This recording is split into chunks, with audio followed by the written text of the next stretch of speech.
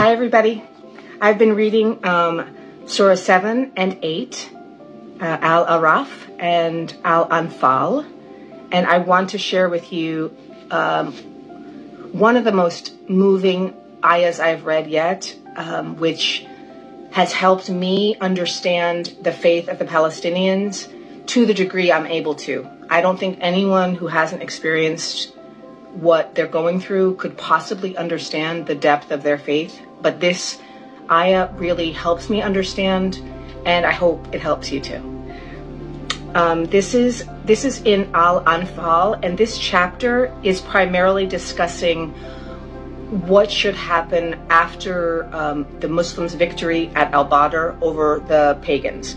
But I think in a way it can be analogized to what's going on in Palestine today. The faith of the believers is so strong that, and they know Allah is by their side, that nothing will deter them. This is Al-Anfal, Ayah 65. O Prophet, motivate the believers to fight. If there are 20 steadfast among you, they will overcome 200. And if there are 100 of you, they will overcome 1,000 of the disbelievers.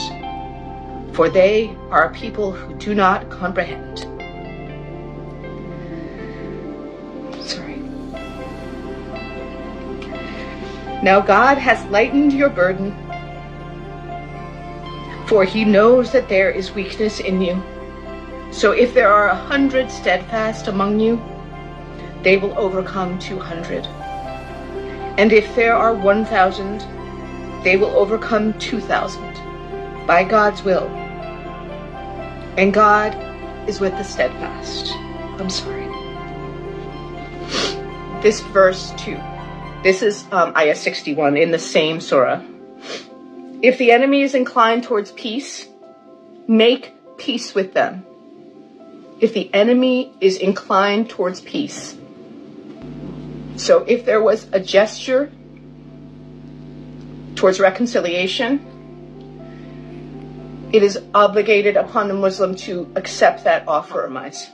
If the enemy is inclined towards peace, make peace with them and put your trust in God. Indeed, he alone is the all-hearing and the all-knowing. But if their intention is only to deceive you, then God is certainly sufficient for you. So I hope that for those of you who are unfamiliar with Islam and unfamiliar with how deep the faith of Muslims can be, I hope that that surah and that reading helped you understand it a little bit.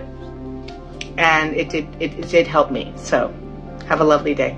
So I'm just sitting here reading my Quran in bed and came across this ayah which struck me very hard, and it makes me realize why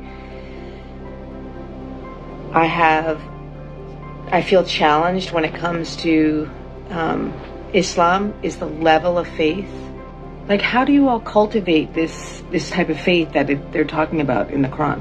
Anyway, let me just read. This is Surah 6, ayah number 162. Truly my prayer and my sacrifice, my living and my dying are for God, Lord of the worlds. My living and my dying are for God. As a human, how do you get to that level of faith? Like, Muslims, please answer in my comments, because that's a big ask. And how do you do that? So I wanted to share a passage I read in the Quran about how important justice is to Muslims, the concept of being just. Surah 5, Al-Ma'idah, and I'm reading ayah number 8. O believers, stand firm for God and bear true testimony. Do not let the hatred of a people lead you to injustice. Be just. That is closer to righteousness. And be mindful of God. Surely God is all aware of what you do. And I read the commentary. And what struck me was how this passage makes a fundamental connection between standing for God and standing for justice. They're of a piece. So meaning that if you stand for God, you are standing for justice. And if you stand for justice, you are standing for God. It's part and parcel of the Islamic faith. And also that you cannot be influenced by human considerations, but also hatred and enmity, even towards one's enemies. You cannot transgress the limits of what God has prescribed, because that's injustice against them. So what I love about this passage is that it shows to me that being just is the same, not the same, is in line with worshiping and showing reverence to God. They're like this. And I didn't know that. So when you determine that you're going to treat certain people better than others based on your own religious framework, that seems to tell you that some people are worthy of good treatment and some people are not, that to me is the height of hypocrisy. Hi everybody. All right, so today I wanted to share a concept in Islam that I did not know, and I'm a little bit embarrassed that I didn't know this, so I'm humbling myself and sharing it with you all so that if you didn't know it and were curious about Islam's perspective on this, now you'll know. All right, so anybody who's raised in a Christian tradition, even nominally Christian, has this understanding of original sin, that we were born as sinners and we inherited the sin of Adam. And as a young person, you know, when I would go to church, this really bothered me. I mean, I would see these innocent babies and just think, you know, that's crazy. And also, like, if they died, God forbid, if they passed without having been baptized, they were going to hell. Like, that just seemed really capricious to me.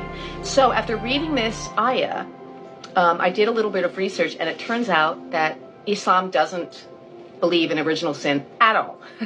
They think that babies are born pure and sinless, and they don't inherit the sins of Adam. So no soul burdened with sin will bear the burden of another.